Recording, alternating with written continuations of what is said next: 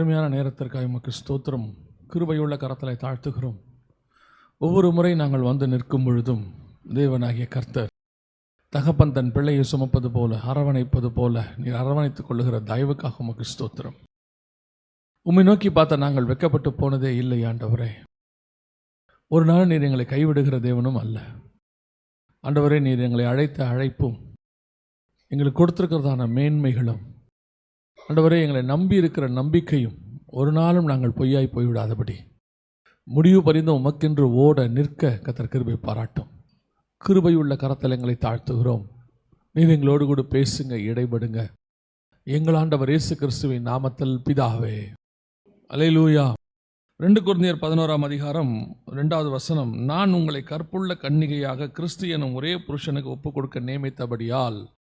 பவுல் சொல்றாரு, சபையை எதற்காக அவர் உருவாக்குகிறார் அப்படிங்கிறதான ஒரு காரியத்தை அந்த இடத்துல அவர் சொல்லுகிறார். சபை உருவாக்கப்படுவதற்கான ஒரு முகாந்திரத்தை அவர் அங்கே பேசுகிறார். உங்களை கற்புள்ள கன்னிகையாக கிறிஸ்து ஒரே புருஷனுக்கு ஒப்பு கொடுக்க நியமித்தபடியால் உங்களுக்காக நான் வைராக்கியம் கொண்டிருக்கிறேன். இப்போ சபை என்பது என்ன? ஒரு அழைப்பு. சபை என்பது தேவனுடையதான தரிசனம். சபை என்பது கர்த்தருடையதான மீட்பு. சபையை மீட்டிருக்கிறார். ஆனால் இந்த சபைக்கு என்று ஒரு வேலை இருக்கிறது. உங்களை எதற்காக கற்புள்ள கன்னிகையாக ஒப்படைக்கணும் கிறிஸ்துக்கிட்ட போயிட்டு.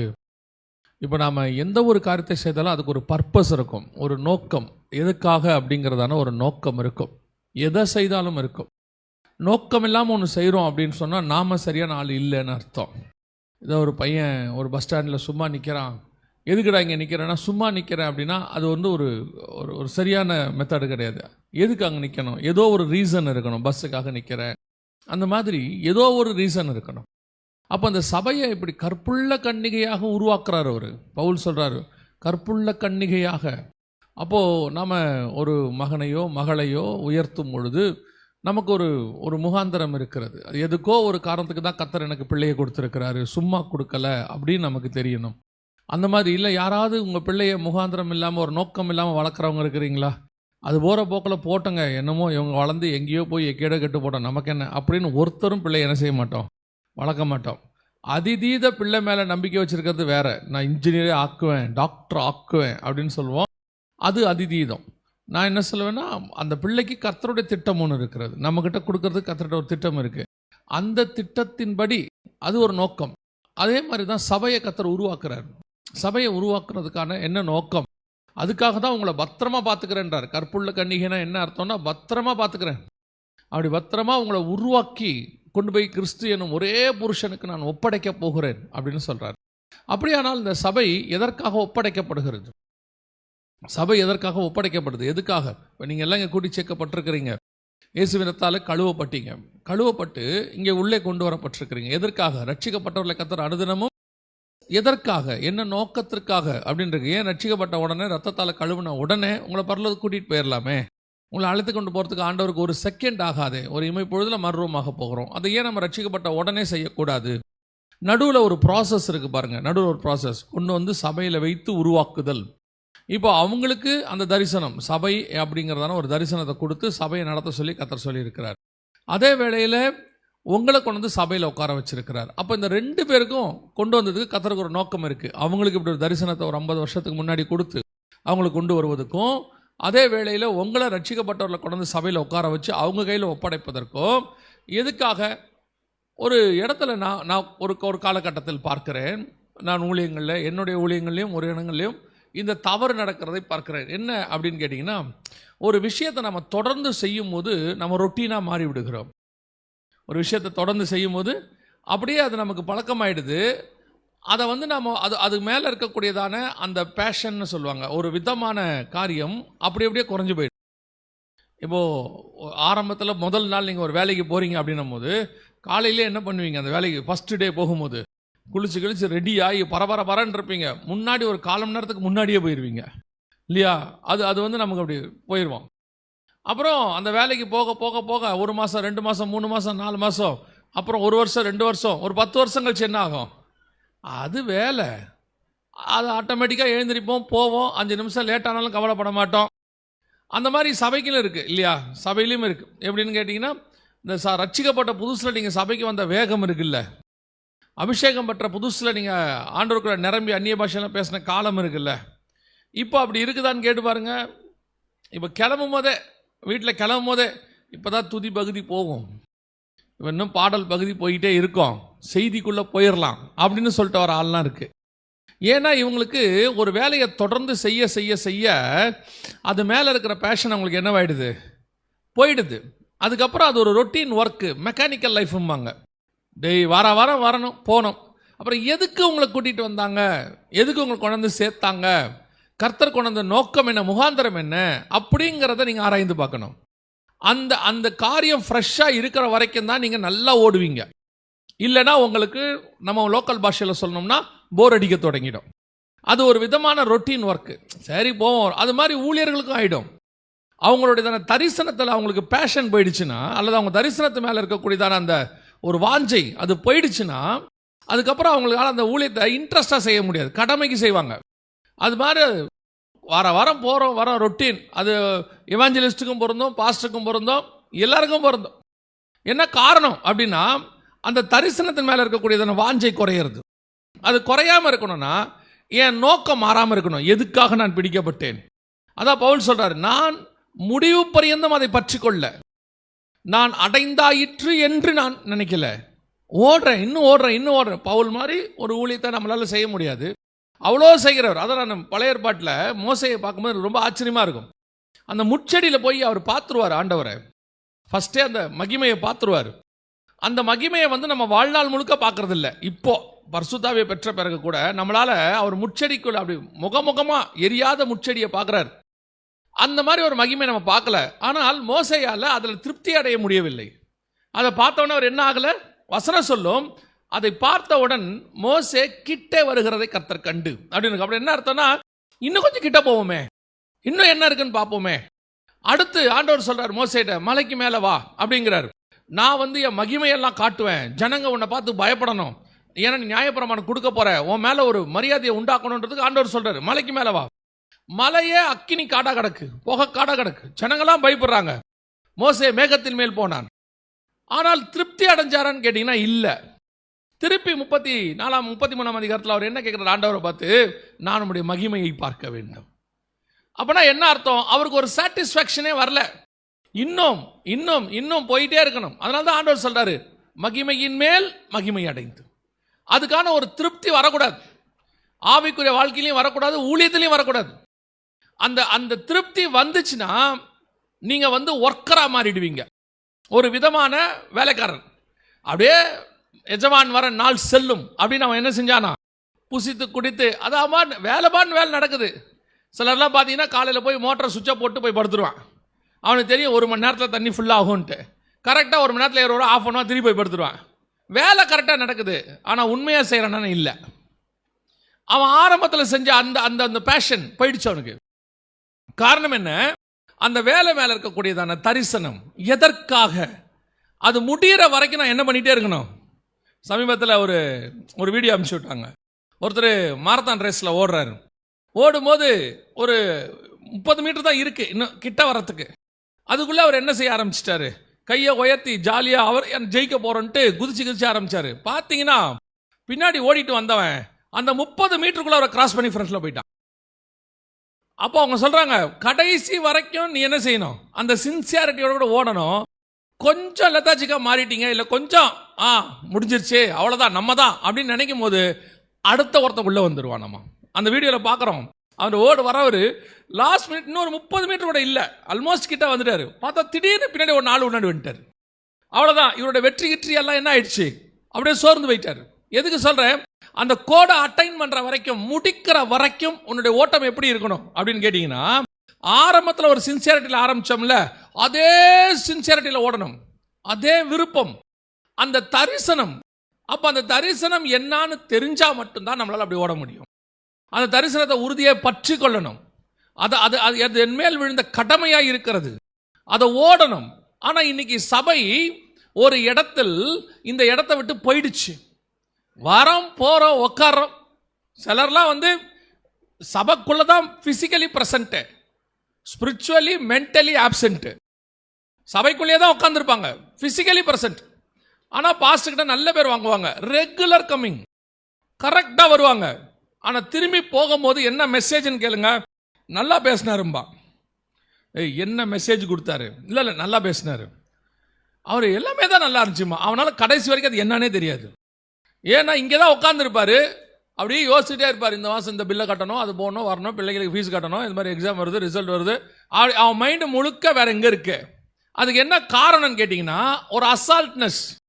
ஏன்னா இங்கே பேசப்படுவது எனக்கான வார்த்தை, என் ஆவிக்குரிய வாழ்க்கைக்கான தேவை. அதுதான் பின்னாடி வரப்போற என் பிரச்சனையோ ஆசீர்வாதத்துக்கோ எல்லாத்துக்கும் கர்த்தர் எனக்கு சொல்யூஷன் கொடுத்துட்டு இருக்கிறாரு. சில ஆட்கள்லாம் பார்த்தீங்கன்னா டாக்டர் கிட்ட போகும்போது டாக்டர் சொல்லுவார், இது சாப்பாட்டுக்கு முன்னாடி, இது சாப்பாட்டுக்கு பின்னாடி, இது இப்படி போடணும் எல்லாம் சொல்லுவார். நம்மெல்லாம் அதை ஒழுங்காக கவனிக்க மாட்டோங்கிறதுனால தான் ப்ரிஸ்கிரிப்ஷனில் எழுதி கொடுத்துறாங்க. இப்போ எழுதுறாங்க தானே. சில டாக்டர்லாம் இன்னும் நமக்கு என்ன பண்ணிடுறாரு, பிஎஃப்னு போட்டுருவாரு, before food, AF after food. இவ்வளவும் வாங்கிட்டு வந்துட்டு ஃபோன் அடிப்பான், டாக்டர் இந்த பச்சை கலரில் ஒன்று இருக்குது அது எதுக்கும்பா. அந்த டாக்டருக்கு எப்படி இருக்கும் பாருங்க. உனக்கு இவ்வளோ சொல்லி கொடுத்த, எழுதி கொடுத்த, கடைசியில் டாக்டர் சொல்வார், அந்த கவரை பிரிங்க, பின்பக்கமே எழுதியிருக்கும் பாருங்க, எல்லாம் தெளிவாக போட்டிருக்கோம். அவ்வளோ ஏன்னா இவ்வளோ தூரம் செய்கிறாங்கன்னா அங்கே சொல்லும் போது கவனிக்க முடியாது. இதெல்லாம் அதே ஆள் தானே சர்ச்சில் உட்காந்துருக்கு. 5 நிமிஷம் டாக்டர் சொல்றத கேட்க முடியாத ஒரு விசுவாசி எப்படி சபையில் உட்காந்து 1 மணி நேரம் செய்தி கேட்கும்? எப்படி ஏறும்? ஏறாது. ஆட்டோமேட்டிக்காக என்ன பண்ணுவாங்க, முடிச்ச பிறகு வீட்டில் போய் கேட்பாங்க, அவர் என்ன பேசினாரு, அவர் பேசினது ஒன்றுமே புரியல, நீ ஒன்றுமே கவனிக்கலன்னா புரியல. பையன் வந்து சொல்லுவான் தெரியுமா, வீட்டில் எங்கள் டீச்சர் பாடம் எடுக்கிறது புரியவே இல்லைன்னு. அப்புறம் எப்படி இன்னொருத்த 100 எடுக்கிறாதில்ல? அதே கிளாஸில் ஒருத்த 100 எடுக்கிறான்னா நீங்கள் அதுக்கு அவன் ஒரு காரணம் சொல்லுவான், அவன் டியூஷன் போகிறான். பார்த்துருக்கீங்களா? நல்லா படிக்கிற பையன் டியூஷன் போக மாட்டான். நல்லா படிக்கிற பையன் என்ன செய்ய மாட்டான், டியூஷன் போகவே மாட்டான். அவன் அங்கேயே உட்காந்து நல்லா கவனிப்பான். இது கவனிக்காது, உட்காந்து எதையாவது பேசிக்கிட்டு இருக்கோம், அதை சொல்லிட்டு கடைசியாக அவர் எடுக்கிறது புரியலன்றோம். அதே மாதிரி தான் சபை இருக்கு. சபை அந்த நோக்கம் எதற்காக நாம் வர சபைக்குள்ள உட்காந்துருக்க அந்த 2 மணி நேரமும் 8:30 வரீங்க, 10:30 முடிக்குது. அந்த 2 hours ஃபுல் அட்டென்ஷன் சபையில், ஆராதனையில், மகிமையில், அந்த செய்தி கொடுக்குற நேரத்தில் நான் எந்த அளவுக்கு நான் உள்ளே இருக்கிறேங்கிறதா இம்பார்ட்டன்ஸ்.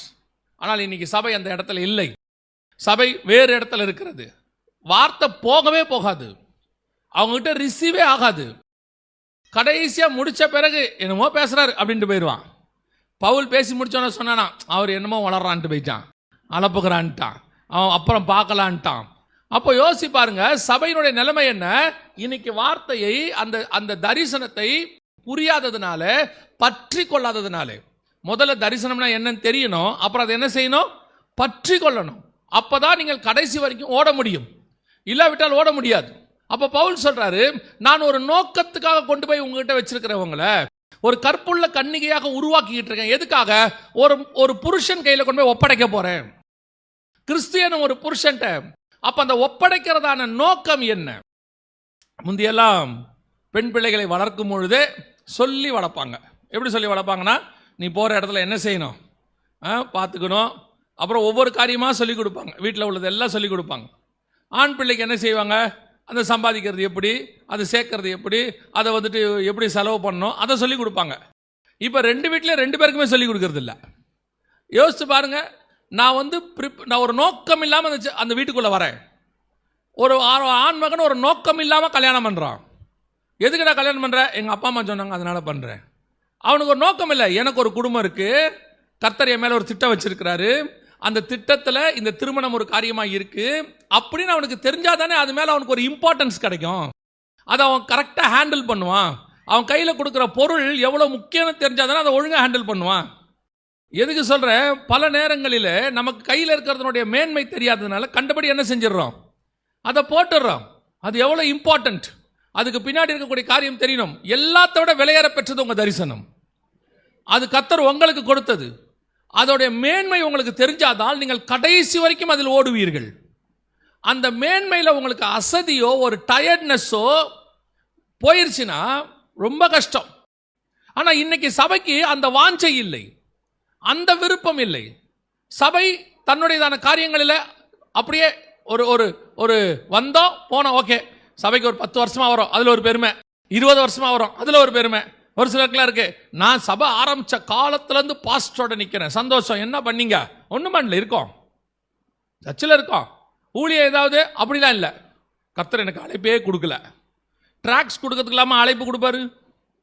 சபையில் ஒரு ஊழியத்தை எடுத்து செய்யறதுக்கு அழைப்பு வேணும், அதுக்கெல்லாம் அழைப்பு தேவையில்லை. முழு நேர பணிக்கு அழைப்பு தேவை. சபைக்குள்ள ஒரு ஊழியத்தை செய்யறதுக்கு எதுக்கு அழைப்பு? இருக்கிற வேலையை எடுத்து ஊழியத்தை செய்யலாமே. இஸ்ரவேலை காக்கிறவர் உறங்குவதும் இல்லை, ஒரு செகண்டும் நம்மளை பாதுகாத்துக்கிட்டு இருக்காருன்னு இருக்கு.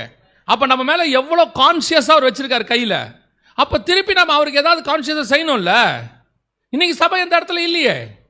சபை எல்லாம் அதான் ஒன்று, நீங்க அப்படி இருக்கீங்க, இல்லை உங்களை வச்சிருக்கிறவங்க அப்படி இருக்காங்க. நான் இப்போ சொல்றேன், நான் உலகளாவிய சபையை சொல்றேன். நீங்க வந்து போனா போதும், ஒரு அலங்கார பொம்மை மாதிரி. இப்போ பாருங்க, இந்த சர்ச்சுக்குள்ள பாருங்க, இதில் இருக்கிறதுல எல்லாத்துக்கும் பாருங்க ஒரு பர்பஸ் இருக்கு. இந்த ஃபோனுக்கு இருக்கு, மைக் இருக்கு, புல்பீட்டுக்கு இருக்கு, எல்லாத்துக்கும் ஒரு நோக்கம் இருக்கு, பர்பஸ். ஏன் ஆண்டவர் வச்சிருக்கிறாருன்னு ஒரு நோக்கம் இருக்கு. ஆனால் சில நேரத்தில் பார்த்தீங்கன்னு சொன்னால், இந்த மணி பிளான்ட்னு ஒன்று சொல்லுவாங்க, பிளாஸ்டிக்கில். இப்போ பிளாஸ்டிக்கில் வந்துருச்சு, முந்தி தண்ணி ஊற்றி வச்சுருப்பாங்க. அந்த பிளான்ட் எதுக்கு வச்சுருக்கோம்?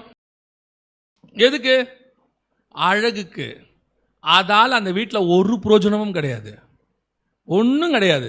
பார்க்கறதுக்கு அழகாக இருக்கும். எல்லாரும் சொல்லுவாங்க ரொம்ப அழகாக இருக்குது, எங்கே வாங்கினீங்க? அதில் வாசனை வராது, துளிர் விடாது, கனி கொடுக்காது, அது நிழல் கொடுக்காது, ஒன்றுத்துக்கும் கொடுக்காது. தேவைப்பட்ட அப்பப்போ டஸ்ட் ஆகும், நம்ம தான் அதை தொடச்சி வைக்கணும். அதே மாதிரி தான் விசுவாசி சர்ச்சில் இருக்கு.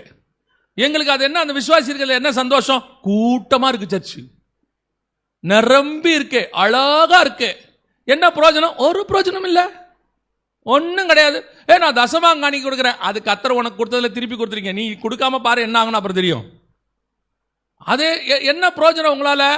அப்பப்போ டஸ்ட் ஆவீங்க, நாங்கள் வந்து தொடச்சி விடணும், அவ்வளோதான் இருக்கு சர்ச். இதுதான் இன்னைக்கு சபையினுடைய நிலைமை. அப்போ பவுல் என்ன விரும்புறாரு? நான் சபையை ஸ்தாபித்ததுக்கு ஒரு காரணம் இருக்கு. பவுல் சொல்றாரு, நான் உங்களை உருவாக்கி கொண்டு போய் ஒருத்தர்கிட்ட ஒப்படைக்க போற, ஒருத்தர்கிட்ட கற்புள்ள கன்னிகையாக. அப்போ தேர் இஸ் அ பர்பஸ், அது உங்களுக்கு புரியணும். அப்போ இந்த கொண்டு போய் மணவாளங்கிட்ட ஒப்படைக்கிறதுக்கான ஒரு சில காரணங்கள் இருக்கு. அதை மட்டும் தான் நம்ம இன்னைக்கு பார்க்க போகிறோம்.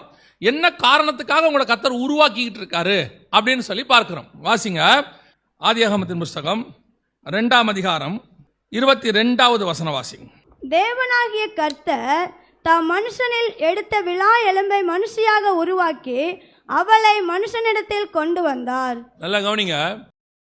இப்போ பவுல் கொண்டு போய் சபையை கற்புள்ள கன்னிகையாக கிறிஸ்து எனும் ஒரே புருஷனுக்கு ஒப்படைக்கிறதுக்கும், ஏவாளை கொண்டு போய் ஆதாம்கிட்ட ஒப்படைக்கிறது ஒரே விஷயம்தான். ஏன்னா இவர் 1ஆம் ஆதாம், அவர் 2ஆம் ஆதாம். இப்போ இவர் விழாவிலிருந்து ஏவாள் எடுக்கப்பட்டாங்க. கிறிஸ்துவின் விழாவில் குத்துறாலையா சிலுவையில், நம்ம நினச்சிக்கிட்டு அவர் செத்துட்டானான்னு பார்க்குறேன் அவரன்ட்டு. நான் எப்போதும் ஒன்று விசுவாசிப்பேன், ஒவ்வொரு காரியத்துக்கு பின்னாடியும் பரலோகத்துக்கு ஒரு நோக்கம் இருக்கும்.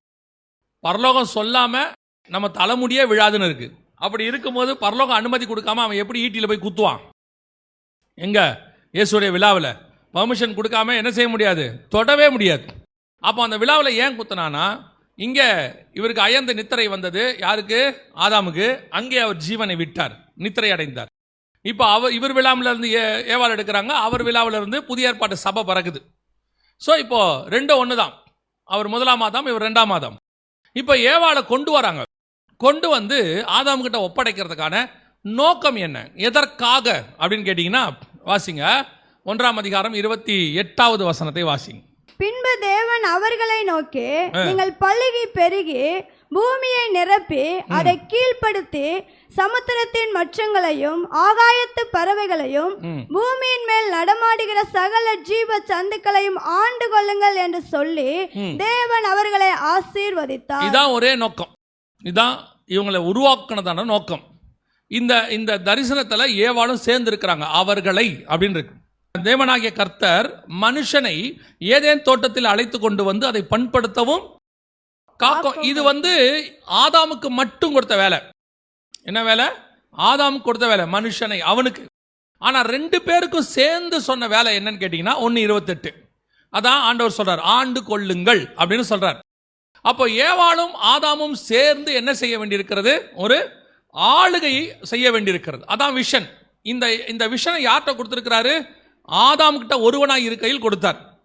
2ஆம் அதிகாரத்தில் தான் பிரித்து எடுக்கிறார். இந்த ஆதாம் ஏவாளுக்கு எல்லா காரியத்தையும் சொல்லி கொடுத்துட்டார். ஏன்னா 3ஆம் அதிகாரத்தில் சர்ப்பம் கேட்குது, இந்த பழத்தை சாப்பிடுங்க அப்படின்னு. உடனே இல்லை, எங்களை சாப்பிட வேணான்னு சொல்லி இருக்கிறாரு அப்படின்னு அந்த அம்மா சொல்லுது. ஆனால் அதை சொன்னது யாருக்கிட்டனா ஆதாம் கிட்ட. ஆதாம் கிட்ட சொன்னது அந்த ஆளு ஏவாள்கிட்ட சொல்லிட்டார். ஸோ இந்த விஷயம்லாம் கரெக்டாக சொல்லிட்டார். ஆனால் இப்போ இந்த அம்மா கிட்ட இல்லாத ஒரு பிரச்சனை என்ன, ஒரு விஷயம் என்ன அப்படின்னா, ஆண்டவர் இவர்களை ஆண்டு கொள்வதற்காக தான் படைச்சார். ஆண்டு கொள்வதற்காக தான் இதான் விஷன். ஆனால் நடந்தது என்ன, அந்த ஆண்டு கொள்ளுதலுக்கு ஆண்டவர் ஒரு ஃபார்முலா வச்சிருக்கிறார்.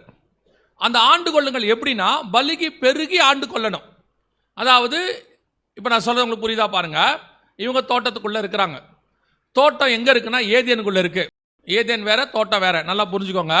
ஆதியாகமத்தின் புத்தகம் 2ஆம் அதிகாரத்தை நீங்க வாசிக்கும் போது 8வது வசனத்தை வாசிங்க பார்ப்போம். தேவனாகிய கர்த்தர் கிழக்கே ஏதேன் என்னும் ஒரு தோட்டத்தை உண்டாக்கி. அப்படிதானே இருக்கு. ஆனா இங்கிலீஷ்ல அப்படி இருக்காது. The Lord God planted a garden eastward in Eden.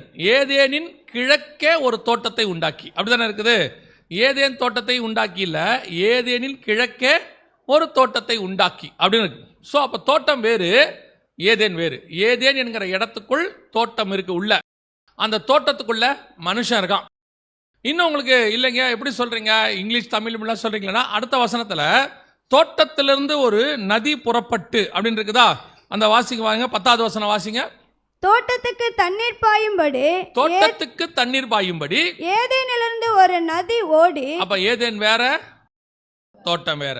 ஏதேனிலிருந்து ஒரு நதி ஓடி தோட்டத்துக்கு தண்ணீர் பாயும். அப்ப ஏதேன் வேற, தோட்டம் வேற.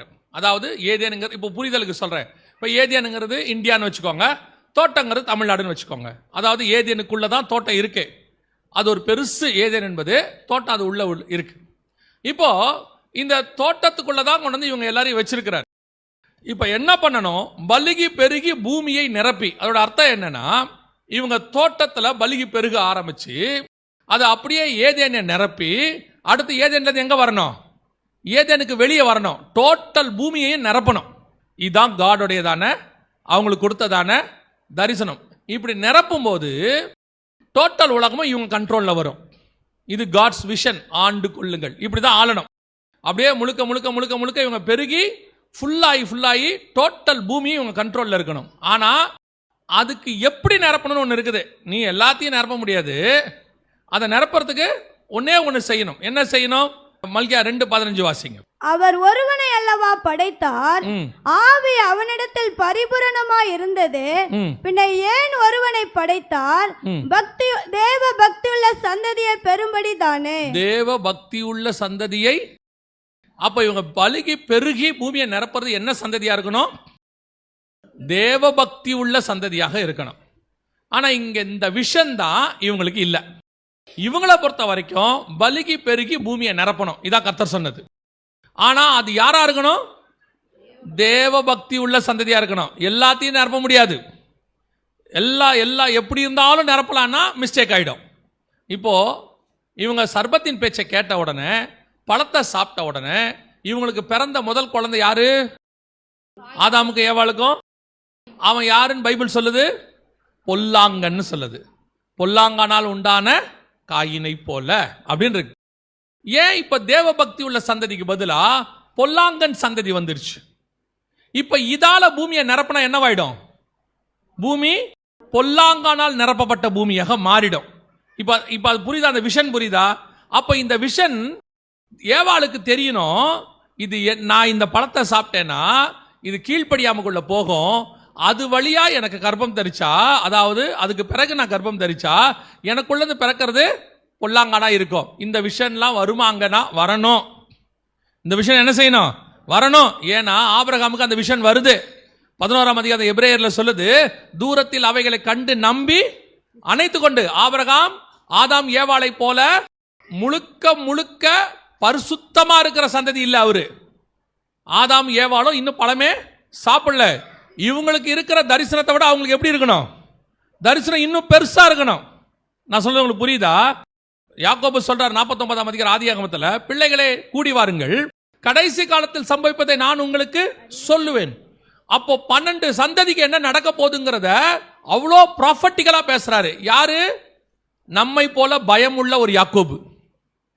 அப்போ இவங்க மரணமே இல்லாதவங்க, பாவமே செய்யாதவங்க, எது உள்ள இருக்கிறாங்க? தோட்டத்துக்குள்ள இருக்கிறாங்க. அப்போ இவங்களுக்கு எவ்வளவு தரிசனம் இருக்கணும்? இப்ப கொண்டாந்து ஏவாளை நிறுத்தின உடனே ஆதாமுக்கு என்ன தோணுது? இவள் என் எலும்பில் எலும்பும் அப்ப பார்த்த உடனே கிரியேஷன் தெரியுதா இல்லையா? கிரியேஷன் தெரியுது இல்ல? அப்ப இவளை பார்த்த உடனே இவ எலும்பில் எலும்பும் என் மாம்சம் மாம்சமும். இப்ப போய் ஜீவ விருட்சத்தை பார்த்தா என்ன தெரியணும்? அந்த விருட்சத்தை பார்த்தா என்ன தெரியணும்? இயேசு தெரியணும். ஏன்னா நித்திய ஜீவன் அதுல இருக்கு. இயேசு தெரியணும். இப்போ நதி ஓடி அப்படின்னா உங்களுக்கு என்ன புரியுது? நதிங்கிறது உங்களுக்கு என்னவா தெரியுது? பரிசுத்த ஆவிக்கு அடையாளமா இருக்கு. ஒரு அக்கினிமயமான நாவு இறங்குச்சு, அது எதுக்கு அடையாளமா இருக்கு? ஒரு பஸ்கா ஆட்டுக்குட்டியை பார்த்தா உங்களுக்கு என்ன தோணுது? தெரியுது இல்ல? இப்ப நாம பாவத்துல இருந்து பரிசுத்த ஆவியை பெற்று பைபிள் படிக்கும் போது இவ்வளவு தெரியுது. பாவமே இல்லாமல் தேவனால் உண்டாக்கப்பட்டது அவனுக்கு எவ்வளவு தெரியணும்? அவன் எப்படிப்பட்டதான விஷன் அவனுக்கு இருக்கணும்? கர்த்தர் அவனை அப்படிதான் படைச்சாரு. அவனை எதை பார்த்தாலும் அவனுக்கு தெரியும், இது அதான் அப்படின்னு தெரியணும். ஆனா அவனுக்கு எது தெரியல? இது எல்லாத்த விட இது ரொம்ப பெருசா போச்சு. அவன் தரிசனத்தை விட எது பெருசா இருக்குது? அந்த நன்மை தீமை அர்த்தக்க கனி, பார்வைக்கு இன்பம், புசிப்புக்கு நல்லது. இது என்ன பண்ணிடுச்சு? இவன் விஷனையே மாத்திடுச்சு. இன்னும் சொல்ல போனா இவன் விஷன் இவங்களுக்கு தெரியல. ஏவாளுக்கு என்ன தெரியல? அந்த விஷன் தெரியல. நான் யார் தெரியுமா? பரலோகத்துடைய திட்டம் என் மூலமாக பரிசுத்த சந்ததி வரணும், தேவபக்தி உள்ள சந்ததி வரணும், அதை தோட்டத்தை நிரப்பி அப்படி இருக்கணும். இதைத்தான் ஆபிரகாம் சொல்றாரு, வானத்தின் நட்சத்திரத்தை போல அவன் அதை விசுவாசித்தான். இப்ப வானத்தின் நட்சத்திரத்தை ஆபிரகாம் பார்த்தாரா இல்லையா? வாசிங்க 15:5 வாசிங்க. அவர் அவனை வெளியே அழைத்து, நீ வானத்தை அண்ணார்ந்து பார், நட்சத்திரங்களை என்ன உன்னாலே கூடுமானால் அவைகளை என்ன என்று சொல்லி, பின்பு அவனை நோக்கி, உன் சந்ததி இவனமா இருக்கும் என்றார். அவன் கர்த்தரை விசுவாசித்தார். இதுல என்ன இருக்கு விசுவாசிக்கிறதுக்கு? அவர் அவனை வெளியே அழைத்து கூடாரத்தை வெளியே கூப்பிடுறாரு. வானத்தை அண்ணாந்து பார், பார்த்துட்டேன். நட்சத்திரத்தை என்ன முடியுமா? முடியாது. இந்த மாதிரி உன் சந்ததி இருக்கும். அவன் விசுவாசித்தான். இதுல என்ன இருக்கு? 12வது வசனம். அதுலயே 12வது வசனம். சூரியன் அஸ்தமிக்கும் போது என்ன போது? அப்ப இதுக்கு முன்னாடி நடந்ததெல்லாம் எப்ப நடந்துச்சு? பட்ட பகல்ல. அவனை வெளியே அழைத்த போது வானத்தை அண்ணாந்து பார். அதுக்கப்புறம் சொல்றாரு, 3 வயது கிடாரி, 3 வயது இது, ஒரு புறா குஞ்சு எல்லாத்தையும் எடுத்துக்கிட்டு வாங்குறார். அவன் போய் பிடிச்சிக்கிட்டு வரான், வெட்டுறான், எல்லாத்தையும் பலிபீடத்து மேல அடுக்கிறான். அதுக்கப்புறம் வசனம் சொல்லுது சூரியன். அப்ப இவ்வளவு காரியமா அவர் எப்ப பண்ணிருக்கணும்? பட்ட பகல்ல. இப்போ யோசிங்க, அவர் வெளியே அழைத்து வானத்தை அண்ணாந்து பார். தெரியுமா தெரியாதா? தெரியாது. அவன் அதை விசுவாசித்தான். இப்ப புரியுதா உங்களுக்கு? அப்ப மேல தெரியல, என் கண்ணுக்கு தெரியல, ஆனா நட்சத்திரம் இருக்குன்னு நான் நம்புறேன். என் கண்ணுக்கு அது தெரியாது. அதான் விசுவாச ஃபார்முலா. நம்பப்படுவல் மேல் உறுதியும் காணப்படாத மேல் நிச்சயம். இந்த ஆபிரகாமுக்கே இவ்வளவு வெளிப்பாடு இருக்குதே, ஏவாளுக்கு எவ்வளவு இருக்கணும்? ஆதாமுக்கு எவ்வளவு இருக்கணும்? அவங்க எப்படி உருவாக்கப்பட்டவங்க? தேவனுடைய வார்த்தையினாலும் கரங்களினாலும் உண்டாக்கி தேவ சாயல், தேவ ரூபம், அப்படியே நிக்கிறான், பியூரஸ்ட். அப்ப அவன் யாரு? முதலாம் ஆதாம். 2ஆம் ஆதாம் இயேசு கிறிஸ்துவுக்கு சாயல் அவன். ஏன்னா அவருடைய சாயல்னு பைபிள் சொல்ல, தேவ சாயலாக. அப்ப அவனுக்கு அவன் தரிசனம் தெரியணும் இல்லையா? அந்த தரிசனம் தெரிஞ்சாதானே அவன் பழத்தை சாப்பிட மாட்டான். பல நேரங்களிலே நீங்களும் நானும் ஏன் பாவத்தை செய்கிறோம் அல்லது ஒரு பலகீனத்தில் விழுறோம்? நமக்கு ஒரு எண்ணம் இருக்கு, நான் விழக்கூடாதுன்னு நினைக்கிறேன், ஆனா என்ன செய்யறேன்? விழறேன். நிறைய பேர் விருப்பப்பட்டு விழுறதில்ல, பலகீனப்பட்டு விழுறவங்க இருக்காங்க. விருப்பப்பட்டு விழுகிறவன் துணிகிறான். அவனுக்கு தெரியும், போனா போது பார்த்துக்கலாம் விடு அப்படின்ட்டு போறவன் இருக்கான். அது துணிகரம். சிலர் செய்யக்கூடாதுன்னு நினைப்பார். பவுல் சொல்றார்ல, நான் எதை செய்யக்கூடாதுன்னு நினைக்கிறேனோ அதையே நான் செய்கிறேன். அவருக்கு என்ன இருக்கு? வேண்டாம், முடியாது, வேணாம். ஆனா அந்த நேரம் வரும்போது, இதை நான் பாசிட்டிவா சொல்லல, நிறைய பேருக்கு அந்த பலகீனம் இருக்கிறதுனால சொல்றேன். அப்படி உடனே பாசிட்டிவா எடுத்துக்காதீங்க, அப்ப பரவாயில்ல செய்யலாம் போல. அல்ல இல்ல இல்ல, ஆண்டவருக்கு உன் இருதயம் நல்லா தெரியும். துணிகரமா செய்யறியா? அதனால தான் கர்த்தர் இருதயத்தை பார்க்கிறார். துணிகரமா செய்யறியா இல்ல உன் பலகீனத்துல செய்யறியான்னு தெரியும். அப்ப அந்த பலகீனம் வரும்போது நம்ம நினைக்கிறோம்ல, இதுல இருந்து என்னால விடுபட முடியல, இதுல இருந்து ஏன் அப்படின்னு கேட்டீங்கன்னா, நீங்க இதோடு கூட போராடிக்கிட்டு இருக்கீங்க. எதோடு கூட? இந்த மாம்சத்தோடு கூட போராடுறீங்க. ஆனா நீங்க செய்ய வேண்டியது என்ன தெரியுமா? உங்களுக்கு நியமித்த வேற ஒரு தரிசனத்தை பார்க்க தொடங்கணும். நான் யாரு? எனக்கு என்ன தரிசனம், கர்த்தர் என் மூலமா என்ன செய்ய விரும்புறாரு, என்னை வைத்து கர்த்தர் ஆண்டு கொள்ள விரும்புகிறார். உன்னதங்களில் உள்ள துரைத்தனங்களுக்கும் அதிகாரங்களுக்கும் கர்த்தர் நம்மளை கொண்டு போயிருக்கிறாரு பவுல் எழுதுறார் கொலோசியர்ல. அப்ப யோசிச்சு பாருங்க, நீங்களும் நானும் அந்த தரிசனத்தை உடையவர்கள். அதை தெரிஞ்சா மட்டும்தான் இந்த ஆண்டு கொள்ளுதல் வரும். ஏன் உங்களால், ஆனா 7ஆம் அதிகாரத்தில் இப்படி எழுதுற பவுல் ரோமருக்கு 8ஆம் அதிகாரத்தை சொல்லும் போது என்ன சொல்லி ஆரம்பிக்கிறார் பாருங்க. 8ஆம் அதிகாரம் 1ஆம் வசனத்துல வாசிங்க. ஆனபடியால் கிறிஸ்து இயேசுவுக்கு உட்பட்டவர்களாய் இருந்து மாம்சத்தின்படி நடவாமல் ஆவியின்படி நடக்கிறவனுக்கு ஆக்கியின் தீர்ப்பு இல்லை. அப்ப ஆவியானவருடைய நடக்கிற அதே 7ஆம் அதிகாரத்தை தான் அவர் எழுதுறாரு. நான் நிர்பந்தமான மனுஷன், என்னால முடியல, இதுல இருந்து வெளியே வர முடியல, நான் போராடுகிறேன், எனக்குள்ள இருந்து ஒரு பிரமாணம் போராடுகிறது, எல்லாம் சொல்றாரு. இந்த இடத்துல சொல்றாரு, ஆனபடியால் என்னால் அதை மேற்கொண்டு ஆவியின்படி நடக்க முடியும். எப்பொழுது? என் தரிசனத்தை நான் புரிந்து கொள்ளும் பொழுது. நான் எவ்வளோ பெரிய இடத்துல இருக்கிறேன் அப்படின்னு உங்களுக்கு தெரியணும். எனக்கு வச்ச மேன்மை என்ன, எனக்கு முன்னாடி வைக்கப்பட்டிருக்கிற கர்த்தருடைய ஆசீர்வாதம் என்ன, நீங்களும் நானும் எதற்காக அழைக்கப்பட்டோம், அவரோடு கூட. வசனம் சொல்லுது, லவோதிக்கேயா சபைக்கு எழுதும் போது ஆண்டவர் சொல்றாரு, நீங்கள் ஜெயம் கொள்ளுகிறவன் எவனோ அவனை என்னோடு கூட சிங்காசனத்தில் உட்கார வைத்துக் கொள்வேன். அப்ப நான் எதுக்கு அழைக்கப்பட்டேன்? அவரோடு கூட சிங்காசனத்தில் உட்கார வைப்பதற்காக அழைக்கப்பட்டேன். அப்போ I must know my vision, என்னுடையதான டெஸ்டினி எனக்கு தெரியணும், கர்த்தர் எனக்கு என்ன வச்சிருக்கிறாரு. இந்த தரிசனத்தை நீங்கள் எப்பொழுது புரிந்து கொள்ளுகிறீர்களோ உங்களை கொண்டு வந்த நோக்கம் உங்களுக்கு தெரிய ஆரம்பிச்சிடும். எதுக்கு என்ன சர்ச்சை கூட்டு வந்தார்னா, என் குடும்பத்தை ஆசீர்வதிக்க, எனக்கு வீடு கொடுக்க, எனக்கு கார் கொடுக்க. இல்லை இல்லை இல்லை, அதெல்லாம் தானாக வரும், அந்தந்த தேவைக்கு ஏற்ற மாதிரி வரும். நீங்கள் பாருங்க, குழந்தையா இருக்கும் போது உங்களுக்கு சைஸ் 3 சைஸ் 4 சைஸ் செருப்பு வாங்கியிருப்பீங்க. 10 வயசு ஆகும்போது ஒரு 5 சைஸ் வாங்குவீங்க. ஒரு 25 வயசு 30 வயசு வரும்போது 9 சைஸ் வாங்குவீங்க, 8 சைஸ் வாங்குவீங்க. உங்களுடைய வளர்ச்சியை பொறுத்து. நீங்கள் என்னைக்காவது குழந்தையா இருக்கும் போது அந்த காலுக்கு 9 சைஸ் செருப்பு வாங்கி வச்சிருக்கீங்களா? என்னைக்காவது வளரும். அப்போ உங்களுக்கு விசுவாசம் இல்லையா வளருவோன்னு? நாளைக்கு என் கால் வளரும், இன்னைக்கு செருப்பு விலை குறைவாக இருக்கிறது, அதனால நான் ஒரு 10 வருஷத்துக்கு முன்னாடி வாங்கி வச்சிருக்கீங்களா? என்னைக்காவது உங்க பையன் பிறந்திருக்கான், ஃபர்ஸ்ட் பர்த்டே கொண்டாடும் போது உங்க வீட்டுக்காரர் சொல்றீங்க, 38 சைஸ்ல ஒரு 4 சட்டை வாங்கி வச்சிருங்க. எதுக்கு? பையன் வளருவாங்க. எப்போ? 20 வருஷம் கழிச்சு. என்னம்மா பேசுற? அப்போ உங்களுக்கு நம்பிக்கையே இல்லையாங்க நம்ம பையன் வளருவான்னு? அவர் உங்களை எப்படி பார்ப்பார்னு நினைக்கிறீங்க? யோசிச்சு பாருங்க. 38 சைஸ் வரும்போது நான் 38 வாங்குவேன். எனக்கு ஒரு விசுவாசம் இருக்கு, எனக்கு இந்த கவுனு இந்த ஃப்ராக்கை கொடுத்த ஆண்டவர் 38 சைஸ் வரும்போது எனக்கு தேவையான சுட்டித்தாரையும் எனக்கு தேவையான புடவையும் கொடுப்பாருன்னு எனக்கு ஒரு நம்பிக்கை இருக்குல்ல. என்னைக்காவது அதை பத்தி கவலைப்பட்டீங்களா? அதே காரியத்தை தான் உங்கள் வாழ்க்கைக்கும் செய்வாரு. இப்போ நீங்க அந்த தரிசனத்தில் ஓடினாதான் இந்த பயம் போகும். இந்த பயம் இருக்கிறதுனால உங்களால் எதை பார்க்க முடியல? அந்த தரிசனத்தை பார்க்கவே முடியல. சபைக்குள்ள வந்து நீங்க கேட்கிற உங்க ஜெபம், உங்க விண்ணப்பம் எல்லாம் என்னவா இருக்குது? எப்படியாவது இந்த வருஷத்துக்குள்ள ஒரு வீடு கட்டிடணும், எப்படியாவது இந்த வருஷத்துக்குள்ள பொண்ணு கல்யாணம் பண்ணிடணும், எப்படியாவது பையனுக்கு வேலை வாங்கிடணும், எப்படியாவது கார் வாங்கிடணும். ஆண்டவர் கேட்பாரு, நீ எதுக்கு சர்ச்சுக்கு வந்த? எதுக்கு வந்தீங்க சர்ச்சுக்கு? சில நேரத்தில் உங்களை கர்த்தர் கொண்டாந்து எதுக்கு வைக்கிறாரு? ஒரு ஆஃபீஸில் கொண்டு போய் உங்களை வேலைக்கு சேர்க்குறாரு. சேர்த்த உடனே காலையில் ஒரு 10 மணிக்கு போய் மேனேஜர்கிட்ட எப்போ சம்பளம் தருவீங்க? அவர் சொல்லுவார், 30 நாள் முடிஞ்ச உடனே நாங்கள் என்ன பண்ணுவோம், சம்பளம் கொடுப்போம். ஒரு 2 மணிக்கு மேலே போய் கண்டிப்பாக கொடுப்பீங்களா? அந்த ஆள் பாப்பாரு, கண்டிப்பாக கொடுப்போமா, பாரு இவ்வளோ பேருக்கு கொடுத்துருக்கோம், இந்த ஆஃபீஸ் 10 வருஷமாக நடக்குது, எல்லாருக்கும் கொடுத்துக்கிட்டு இருக்கோம், ஒரு ஆளுக்கு கொடுக்க மாட்டோமா? கண்டிப்பாக கொடுப்போம். 4 மணிக்கு கிளம்பும் போது, நீங்கள் சொன்னது உண்மை தானே, நீங்கள் வாக்கு தத்தம் பண்ணினது உண்மை தானே, கன்ஃபார்மாக கொடுப்பீங்க தானே? அந்த ஆள் சொல்லுவார், ஏம்மா என் மேலே உனக்கு நம்பிக்கை இல்லையா? நீ யாரை வேணால் கேட்டு பாருமா, பைபிள் முழுக்க இப்படி இருக்கிற மாதிரி என்னை சுற்றி இருக்கிற எத்தனை சாட்சி இருக்கு பாரு, கேளு, ஓனர் எப்படி கொடுப்பாருன்னு கேளு. சரி போயிட்டு காலைல முதல்ல வந்தோடனே, நேற்று நீங்கள் சொன்னதெல்லாம் கன்ஃபார்ம் தானே? அந்த ஆள் சொன்னான், மரியாதையாக வெளியே போயிரு. சொல்லுவாரா மாட்டாரா? ஆக்சுவலாக நீங்கள் அதை தான் ஆண்டவர்கிட்ட பண்ணிக்கிட்டு இருக்கீங்க. இப்போ நீங்கள் ஆண்டவர்கிட்ட அதைத்தான் பண்ணிக்கிட்டு இருக்கீங்க, உங்களுக்கு தெரியல. இன்னைக்கு என்ன நடக்குது அப்படின்னு கேட்டிங்கன்னா, ஆண்டவர் உங்களுக்கு வச்சிருக்கிற தரிசனத்தினுடையதான அந்த மேன்மை தெரியாததுனால நான் இப்படி சொல்கிறேன்.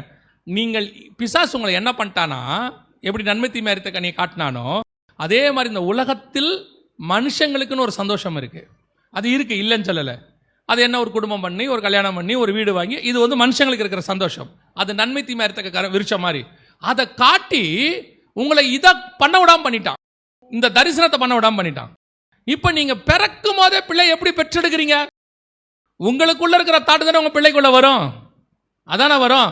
நீங்க உங்க மாமியாருக்கு ஒன்றும் கொடுக்கலன்னா நாளைக்கு உங்க மாமியார் உங்களுக்கு உங்க மருமக ஒன்றும் கொடுக்காது தானே. ஏன்னா நீங்க பெற்றெடுத்தது அப்படித்தானே இருக்கும். நீங்க என்ன விதைக்கிறீங்களோ அதானே அறுப்பீங்க, ஆமா தானே? அப்ப அதே மாதிரி தானே ஸ்பிரிச்சுவலி இருக்கும். நீங்க ஸ்பிரிச்சுவலி தரிசனத்தோட இருந்தா உங்களுக்கு பிறக்கிறது எப்படி பிறக்கும்? தரிசனத்தோடு கூட பிறக்கும். உங்களுக்கு பயம், ஆவிக்குரிய பயம் இருந்தா உங்களுக்கு பிறக்கிறதுக்குள்ளேயே அந்த ஆவிக்குரிய பயம் இருக்கும். உங்களுக்கு உலக காரியத்து மேல தரிசனம் இருக்கு, ஆவிக்குரிய தரிசனம் இல்ல, உங்களுக்கு பிறக்கிறதுக்கும் என்ன இல்ல? தரிசனம் இல்ல. அதே தான் இப்ப நடந்துகிட்டு இருக்குது. கர்த்தர் உங்களை கூப்பிட்டது மகா பெரிய ஆளுகைக்கு.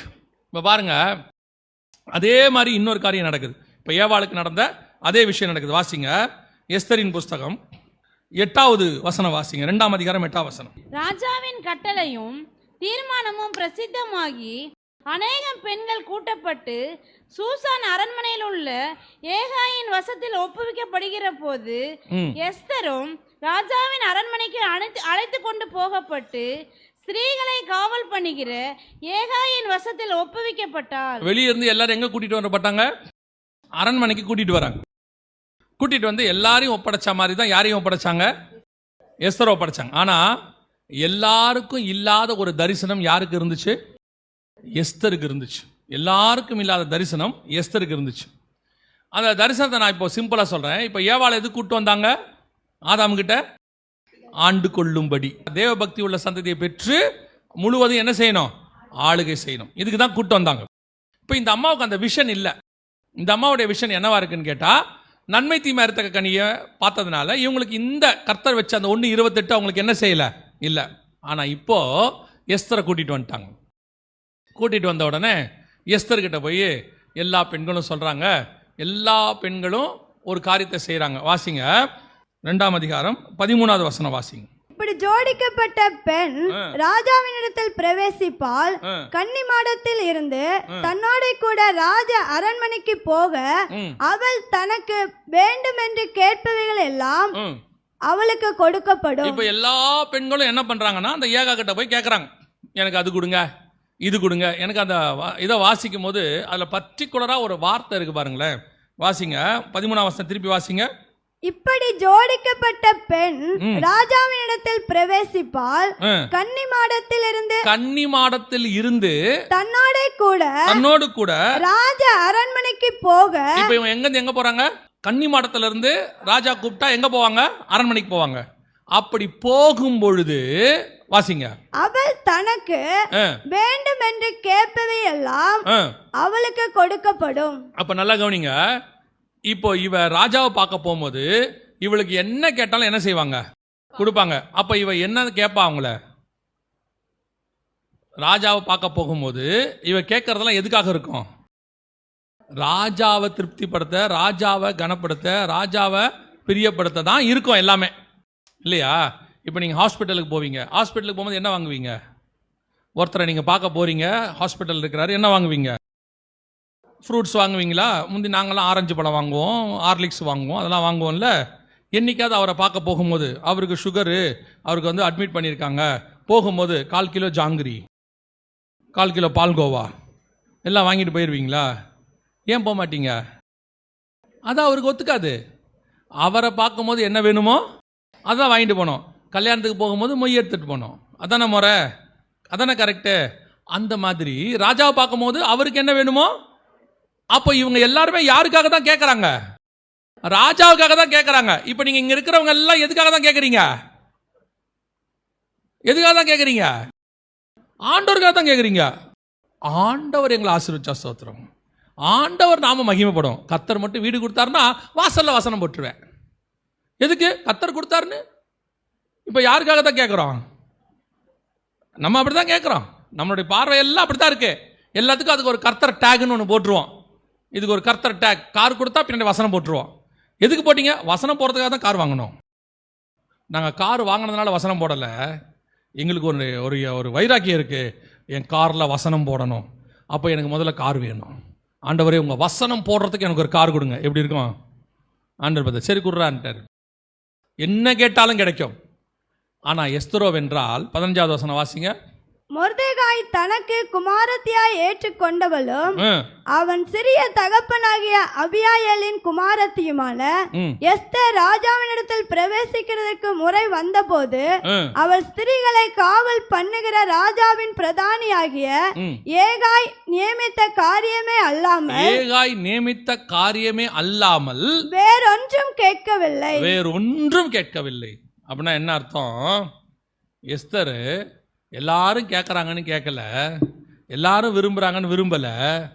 அவள் என்ன ஏகா கொடுத்தானோ அதை மட்டும் போட்டுக்கிட்டா. ஏகா என்ன கொடுத்தானோ அதை மட்டும் போட்டுக்கிட்டா. இந்த வசனம் அப்படியே புதிய ஏற்பாடு வசனம். ஆண்டவருக்கு தெரியும் உங்கள் தேவை என்ன என்பதை உங்கள் பரமபிதா முன்பே அறிந்திருக்கிறார். அவர் உங்களுக்கு ஏற்ற நேரத்தில் எல்லாவற்றையும் செய்வார். அவரை விட தி பெஸ்ட்டாக ஒன்றும் செய்யவே முடியாது. ஆனால் எஸ்தர் ஏகாவின் இடத்துல ஒன்றும் கேட்கல. அவன் என்ன கொடுக்குறாளோ அதை வாங்கிக்கிறார். ஏகாவுக்கு தெரியும், பார்த்துக்கலாம், அவருக்கு தெரியும் ராஜாவுக்கு என்ன பண்ணணுமோ ஏகாவுக்கு தெரியும். அப்போ பொதுவாக இன்னைக்கு எதுக்காக சொல்ல வந்தேன்னா, பொதுவாக இன்னைக்கு எல்லாரும் என்ன சொல்லுவாங்கன்னா, ஏங்க பெண்களுக்கு அலங்காரங்கிறது ஒரு சாதாரண விஷயம். சரி, எஸ்தருக்கு எப்படி இப்படி ஒரு தாட் வந்துச்சு? சரி வேண்டாம், ஏகா கொடுக்கறது போதும் என்ற மனதனுடைய தெய்வபக்தியே மிகுந்த ஆதாயம். சரி ஓகே, எஸ்தருக்கு எப்படி இப்படி ஒரு தாட் வந்துச்சு? அந்த அம்மாவுக்கு எப்படி இப்படி ஒரு எண்ணம் வருது அப்படின்னா, அந்த அம்மாவுடைய தாட் என்னன்னா, நீங்கள் கொடுக்குற நகையிலையோ நீங்கள் கொடுக்குற அலங்காரத்திலையோ நான் இல்லை, என்னுடைய தாட்டு வேற.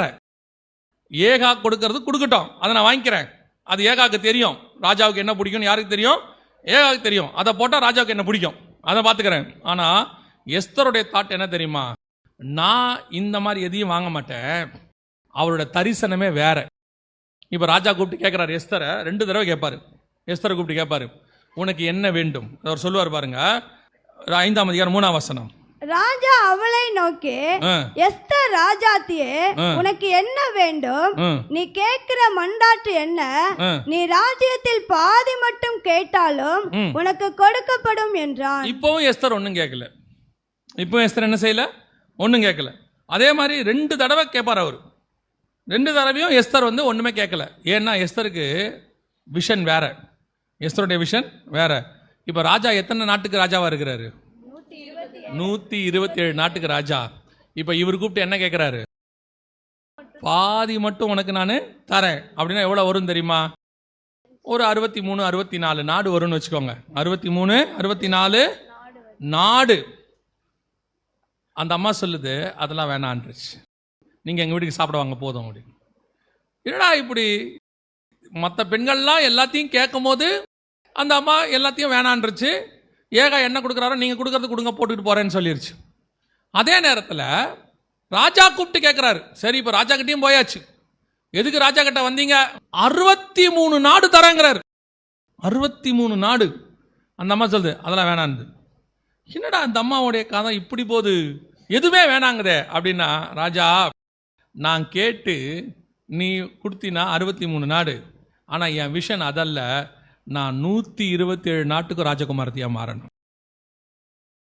நான் உன் பக்கத்தில் உட்காந்துட்டேன்னா பாதி இல்லை, மொத்தத்துக்கு நான் தான் ராஜகுமாரத்தி. உன் கூட உட்காந்துட்டேன்னா விஷன் பெருசு. அந்த விஷனுக்கு வரணும். அந்த விஷன் வந்தாதான் நீங்க மற்ற பெண்கள் விரும்புறத விரும்ப மாட்டீங்க, யார் பாதி கொடுத்தாலும் வாங்க மாட்டீங்க, நன்மை தீமை அறியத்த கரிய விருட்சத்தை சாப்பிட மாட்டீங்க. இதை எல்லாத்தையும் உங்களால எப்ப ஜெயிக்க முடியும்னா, என் விஷன் ரொம்ப பெருசு. 127 நாடு. அதே மாதிரி என் விஷன் பரலோகம்.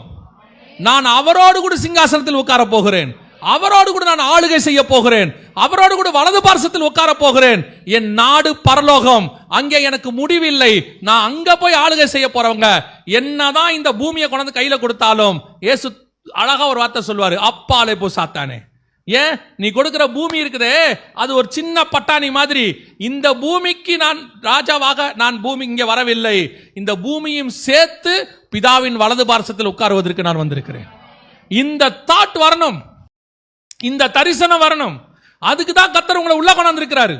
உங்களை அழகா பிசாசு ஒவ்வொருத்தரையும் ஒவ்வொன்றை வச்சு இழுத்துட்டு போயிடுவான். ஏசாவை ஒரு கூழ், இப்போ ஏவாளுக்கு ஒரு பழம், சவுலுக்கு ஆடு மாடு, யூதாஸுக்கு 30 வெள்ளிக்காசு, அப்புறம் பிழையாமுக்கு பாலாக்கின் ஆசீர்வாதம். புரியுதா உங்களுக்கு? நாகமான் கேயாசிக்கு நாகமானின் 2 பணம். இப்படி எடுத்தீங்கன்னா இது எல்லாத்தையும் பிசாசு கொடுக்கிறது. ஏதாவது ஒன்று காட்டுவான் இப்படி. அதுதான் எக்ஸ்ட்ரீமா இயேசு கிட்ட காட்டுறான். உலகத்தின் ராஜ்யம், அதன் மகிமை எல்லாத்தையும் காட்டுறான். அவனுக்கு தெரியும் யாருக்கு எதை காட்டினா போதும், இவங்களுக்கு இதை காட்டினா இவங்க வந்து விழுந்துருவாங்கன்னு அவனுக்கு தெரியும். அதனால பார்க்குறான். ஏவாள்கிட்ட கொண்டு வந்து மரத்தை காட்டுறான், பழத்தை. கேயாசிக்கு உள்ளுக்குள்ளேயே பணத்தாசை இருக்குது, ஒரு வீடு வாங்கணும், வாசல் வாங்கணும்னு. அதனால தான் எலிசா கேட்குறாராம், தோப்பு தோறம் அதுக்கு 2 வெள்ளி பணத்தை வச்சு அதை வாங்க முடியுமா? அந்த ஆசைக்கு 2 பணத்தை கேட்க வைக்கிறான். யூதாசு 30. இவன் கழுதையை தேடினவன் சவுலு.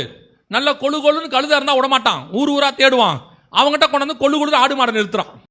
சவுல் பார்த்தான், செமையா இருக்கு, நல்லா மீதியானுடைய கொழுதை நல்ல செமையா இருக்கு, அமலேக்கியருடையது பக்கவா இருக்கு, போட்டோம்னா இத்தனை பால் லிட்டரு கறக்கும், ஒரு நாள் அடிச்சோம்னா செமையா இருக்கும் கறி.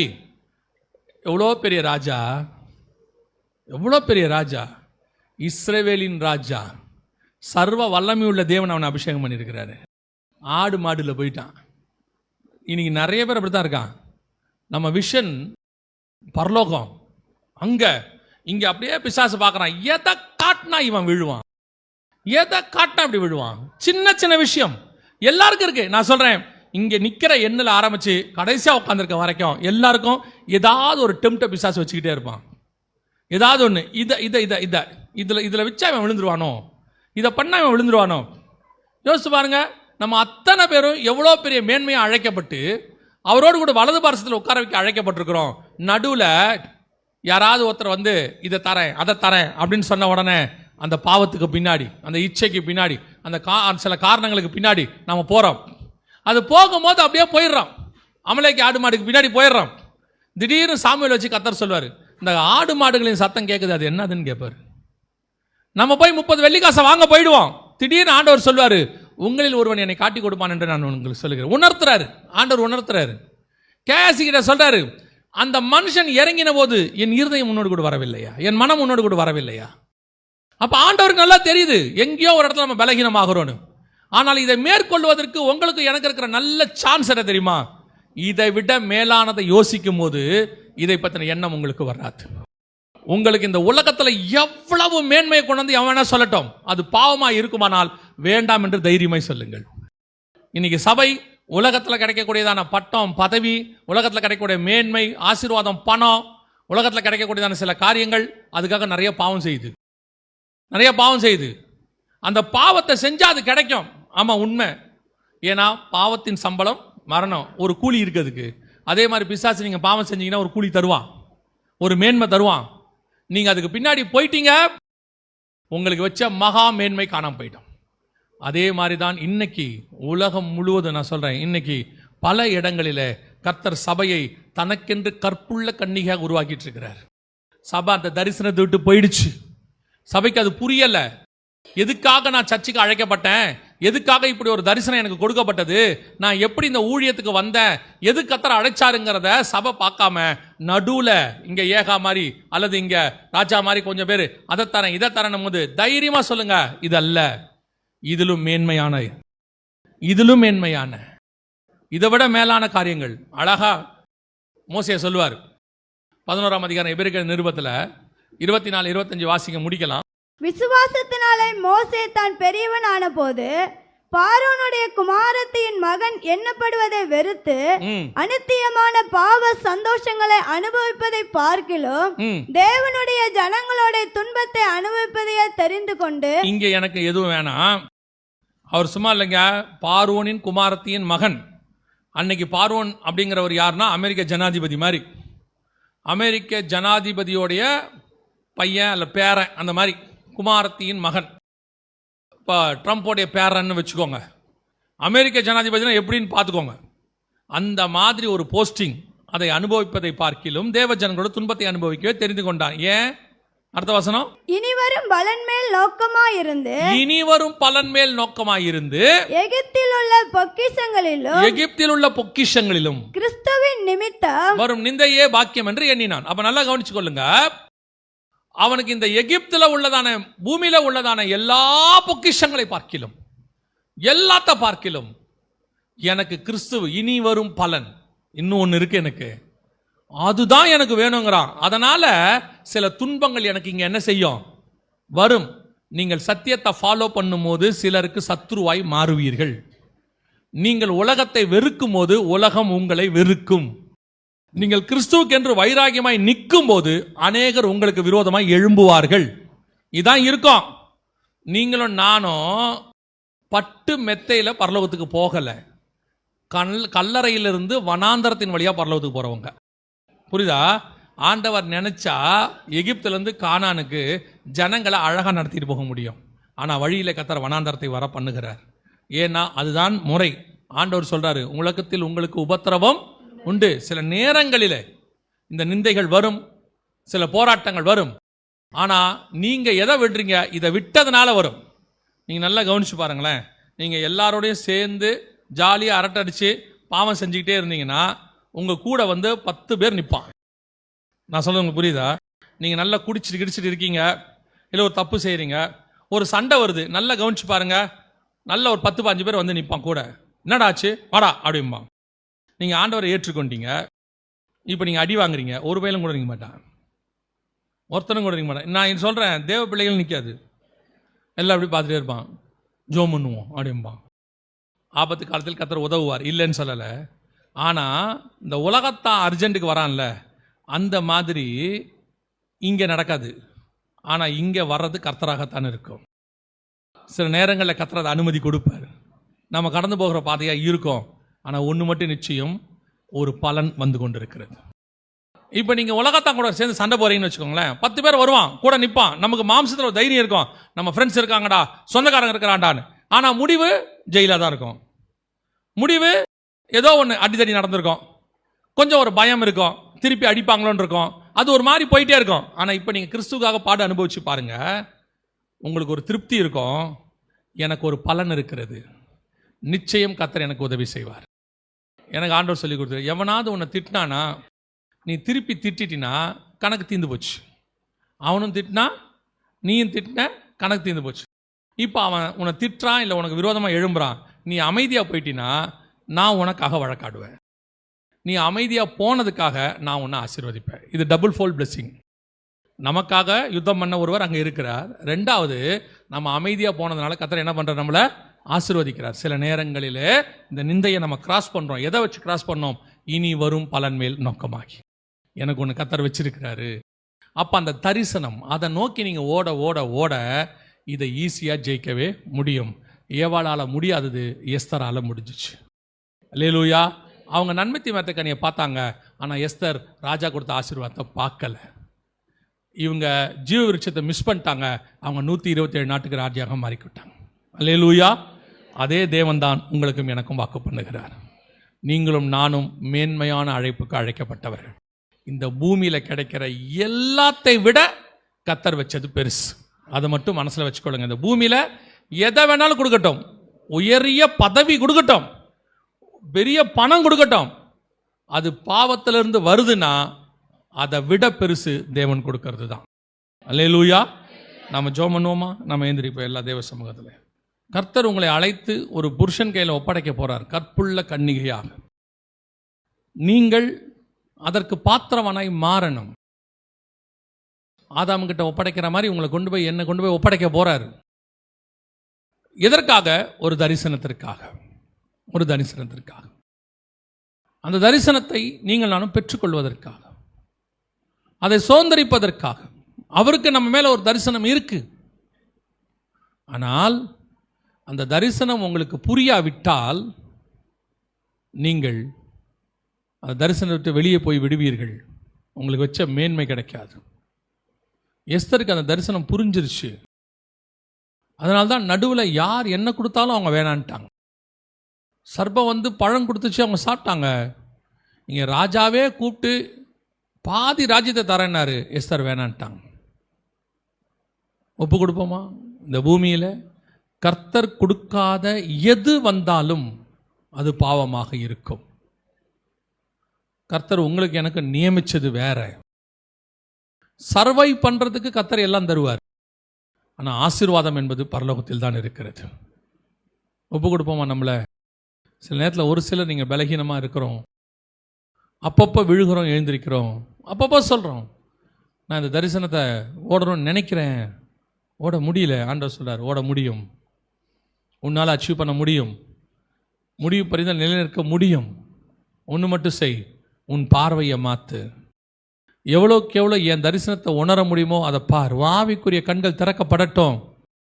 வேதத்துக்குள்ளே நான் சொல்லி வச்சிருக்கிற மேன்மைகளை பார். அப்போ உனக்கு ஆட்டோமேட்டிக்காக பார்வன் குமாரத்தின் மகன் எனப்படுவதை நீ வெறுத்துருவ. பூமியில் இருக்கிற மேன்மைகளை நீ வெறுத்துருவ. இது ஒன்றும் இல்லைன்னு உனக்கு தெரிஞ்சிடும். நான் தேவனோடு கூட வலது பார்சத்தில் உட்கார்றது தான் மேன்மைன்னு உனக்கு தெரிஞ்சிடும். ஒப்பு கொடுப்போமா? நல்ல தகப்பனே, சர்வ வல்லமை உள்ள எங்கள் ஆண்டவரே, எங்களை அழைத்த அழைப்புக்கு நாங்கள் முடிவு பரியந்தம் நிற்க, உண்மை உள்ளவர்களாக இருக்க, அதை சுதந்தரித்து கொள்ள கர்த்தர் கிருபை பாராட்டுங்கப்பா. நடுவில் எத்தனையோ காரியங்கள் எங்களை வழிவிலக பண்ண பார்க்குது ஆண்டவரே. எத்தனையோ காரியங்கள் எங்களை உங்களை விட்டு தூர போக பண்ணுது ஆண்டவரே. ஆனாலும் எங்கள் பார்வை உங்கள் தரிசனத்தை விட்டு போகாதபடி, நீங்கள் கொடுத்த அழைப்பை விட்டு போகாதபடி, நான் எதற்காக பிடிக்கப்பட்டேனோ அதை வாஞ்சையாய் தொடருகிறேன். நான் கடைசி வரைக்கும் நிற்க விரும்புகிறேன். விசுவாசத்தை துவக்கினவர் முடிக்கவும் வல்லமை உள்ளவராய் இருக்கிறார். நான் நல்ல போராட்டத்தை போராடுவேன், ஓட்டத்தை முடிப்பேன். இந்த விசுவாசத்தோடு நாங்கள் ஓட எங்களுக்கு கிருபை பாராட்டும் ஆண்டவரே. இந்த வார்த்தைகள் எங்கள் வாழ்நாள் முழுவதும் எங்களோடு கூட பேசட்டும். எங்கள் ஆண்டவர் இயேசு கிறிஸ்துவின் நாமத்தில் பிதாவே.